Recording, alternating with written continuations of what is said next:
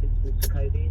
I didn't have a cough. I didn't have a temperature. I had a fatigue, muscle ache. It felt like I was having a flu. It was just I could not get out of bed. I couldn't move. And those were the two main things for me. And then after about 5 days, I got a bit breathless, but it wasn't that bad.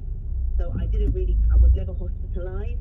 I developed these two lumps on my eyes, like sty-like lumps on the top of my eyes, which I've still got. I've had them for over 12 months. They just won't shift no matter what. But my husband got COVID about a week after, and he was really bad. All of the classic symptoms.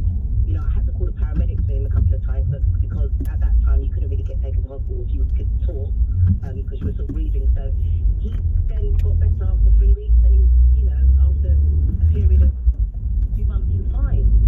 And he seemed to have it so much worse than I did. So you would think that he would have the ongoing symptoms, but me, after the 2 weeks, the first week of being ill, felt better. 2 weeks later, ill again, exactly the same feeling. I actually remember trying to go to a pharmacist and tell them what's happening to me is coming back. And then ever since then, at least every 2-3 weeks, I just come down with it again. It feels like I'm getting it over and over again. And what do you do? What, for a job? Oh no, sorry. What I mean is, what do you do? Are you almost used to it now? I am very much used to it now. We've got a lot of help from, I just got a big shout out to the online social media communities, the Facebook groups and long COVID groups and on Twitter, because we've got this community where we're sharing tips, we're sharing links. We've got a lot of advice from people with ME, CFS, who are now like, oh, see, we've had this for years. I've had all this for years. They've given us a lot of tips, but I'm pacing. I know about all my spoons. I finally had a chat with a physio this week, 12 months on, and we ended the conversation with her telling me that she's probably going to learn a lot about long COVID from me, because I've done my research. I'm really, really invested in trying to get myself better, and more importantly, raise awareness and advocacy for long COVID, because we're not being supported by the government. And I wonder what you do, what you can do to physically feel better every day. Is there anything? No, I wish there was. It just comes and goes. Sometimes you can get out of bed in the morning and you feel okay, and then by lunchtime, that's it, it's done, you have to go back to bed. Sometimes you can go 2-3 days feeling okay, but you just can't push it. So even when you're feeling so well, you still want to really limit yourself, because I've got lactose exertion today, so if I do something, I will suffer from it. The other week I just spotted some plants in the spring, and I couldn't move up, so I shoved myself back into the house and I had to sit down on the sofa, couldn't move. So you really don't know what you can do or can't do. And I'm thinking your post-exertional malaise for somebody like you who has been so active. It's so depressing. It's with mental health, for all the people that are suffering like we are, the mental health aspect is so strong, and it's because, especially because you don't feel supported by your GPs. Maybe some GPs are great, some GPs still don't understand it, they're not reading the literature, so people are being dismissed. And I'm not ashamed to say my mental health, just as I was approaching my 1-year coronavirus, it was rock bottom, because I was just thinking, oh my gosh, is this me now? This is my life. I'm now going to be like disabled, and I have to adapt my whole life and my outlook on life, because I know that there's certain things I'm not going to be able to do. The mental health aspect is so hard. It really is. And if it wasn't for the community of us, you know, on social media, I'm sure there would be, you know, a lot more very depressed people, or consequences Yes. of the long COVID that are not very good, because people are not being supported. And you know, Lisa, you mentioned ME and people who've had ME for years and are now saying, now you know what it's like. And in fact, Yeah. Michelle has texted to say, Eddie, while I feel for these people, I'm getting a bit infuriated hearing the doctor say this is a brand new illness. This is our professor. These symptoms are what people with ME have been describing for years and been ignored by the medical profession. It's only because so many people are getting this at once, you're being forced to pay attention. I have to agree, and that's come up a lot, and I've got nothing but love and solidarity for people with ME, because now I'm realising the world that they're in. It must be so frustrating they would not be listened to, so I'm hoping that the research that goes into long COVID can also help people with ME or CFS, and they can actually have a voice as well, or their voice heard as part of this conversation. Lisa, thank you for being part of our conversation. Virginia is next.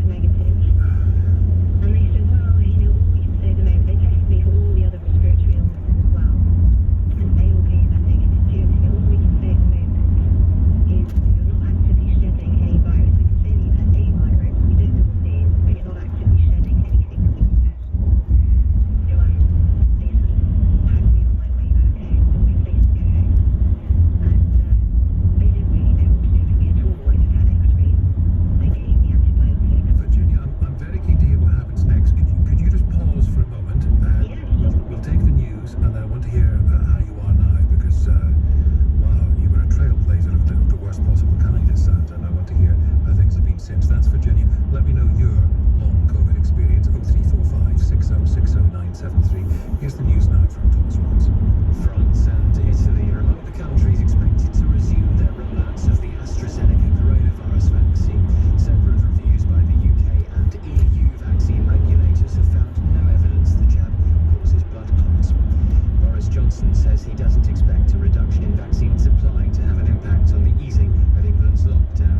5 million doses of the AstraZeneca jab produced in India have been held up by 4 weeks. 3 British Bangladeshis said to have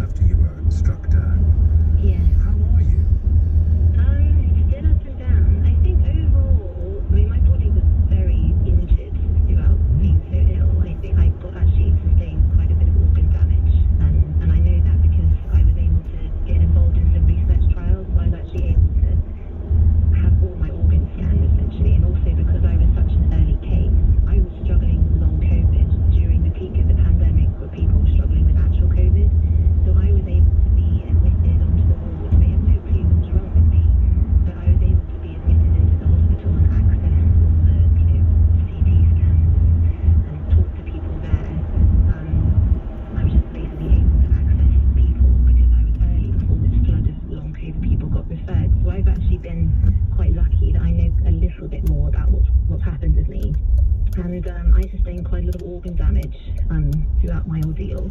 I think right now, I feel like I've sort of healed in that respect in terms of the actual injury, but I'm still sort of suffering now consequences that can't be explained by the sort of organ injury itself. So I think I've got a combination of organ damage plus something else that can't be explained. What has all this taught you? It's always taught me, don't take life for granted. Yeah, never take your health for granted, because it can all change, and just be grateful for the small things. And yeah, it definitely taught what is essential to life and the difference between a want and a need, if that makes sense.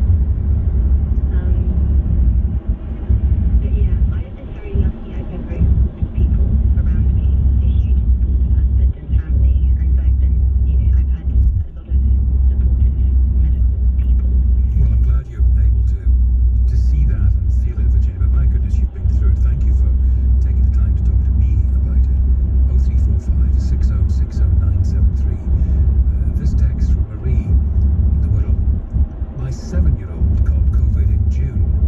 His symptoms were severe vomiting and muscle spasms. He since has had to have a feeding tube to bypass his stomach. His spasms are still horrific, although the vomiting has subsided. Post-COVID has been much worse than when he had COVID. We have been shielding since last March. He caught it on an urgent hospital admission. Children can't have the vaccine, so it leaves him in the worst possible limbo. This feels like a never-ending nightmare, and no life for a child. You can text 84850. We'll carry on this conversation. Of course, we'll bring you right up to date now, as we always do at this time, with everything COVID, with your COVID report. LBC's Phil McDonald. Lady, vaccine supply and safety has dominated discussions today. This afternoon, the European Medicines Agency has confirmed that the Oxford AstraZeneca jab is safe and effective. It's after a number of nations suspended their delivery of it over fears that it was causing blood clots. Emma Cook is from the EMA. She says there's no evidence of a link, but it can't be ruled out completely. What the committee has therefore recommended is to raise awareness of these possible risks, making sure that they're included in the product information. Drawing attention to these possible rare conditions and providing information to healthcare professionals and vaccinated people will help to spot and mitigate any possible side effects. Following that announcement, Boris Johnson gave a press conference at Downing Street where he tried to reassure people. So the Oxford jab is safe and the Pfizer jab is safe. The thing that isn't safe is catching COVID, which is why it's so important that we all get our jabs as soon as our turn comes. And as it happens, I'm getting mine tomorrow, and the centre where I'm getting jabbed is currently using the Oxford AstraZeneca vaccine for those receiving their first dose, and that is the one I'll be having.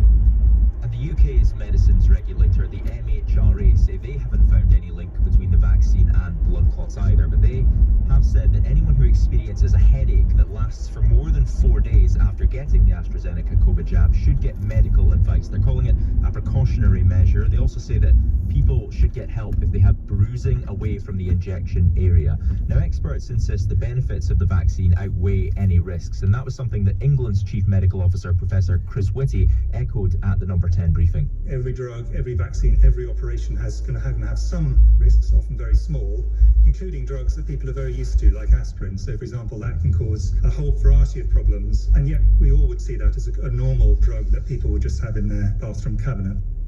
Today's figures show that more than 25.7 million of us have had at least one dose of a COVID-19 vaccine, but we're learning more about an expected drop in supplies. Over the next 4 weeks, our stocks will be lower, believed to be down to production delays in India and another batch being retested.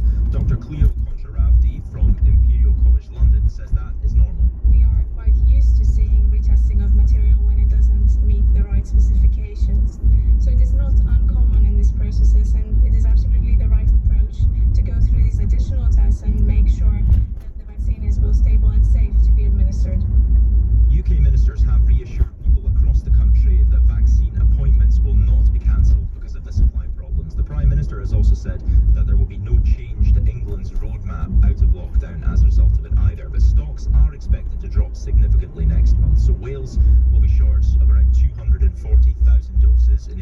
Scotland's First Minister says they'll be down by around 500,000, again promising it won't affect the rollouts. Jason Leach is Scotland's National Clinical Director. He told Holyrood's COVID committee this morning that second doses won't be affected either. Our present understanding is we can still meet the mid-April offer everybody in the top 9 groups a first dose, and we can still meet our end of July target for the whole adult population.